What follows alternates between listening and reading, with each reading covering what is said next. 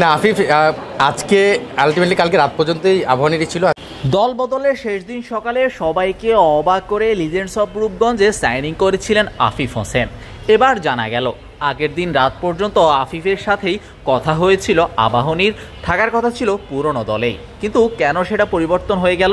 না আফিফ আজকে আলটিমেটলি কালকে রাত পর্যন্তই আবাহনীরই ছিল। আজকে সকালে যে কোনো কারণে আমাকে যখন জানালো বা মোস্তাদেকের সঙ্গে ওর কথা হয়েছে, এটা আসলে প্লেয়ারের স্বাধীনতা থাকা উচিত। আপনি যদি এখানে আমাকে জিজ্ঞেস করেন, আমি বলবো যে আফিফ কিন্তু এক সপ্তাহ আগে আমার সঙ্গে একটা এগ্রিমেন্টে সাইন করার অবস্থায় ছিল।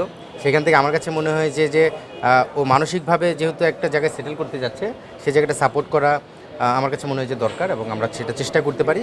এবং সেই জায়গা থেকে মোসাদ্দেক, আমি ইভেন শান্তর সঙ্গে কথা বলেছি, আমরা মনে করেছি আফিফ যেটা চাচ্ছে সেটাতে হতে পারে। অবশ্যই আর্থিক কিছু ব্যাপার তো জড়িত থাকে, সেই জায়গাটা হয়তো সেই যেখানে বেনিফিটেড হচ্ছে এক্সট্রাভাবে, খুব বেশি তারতম্য যে হচ্ছে সেটা আমি বলবো না।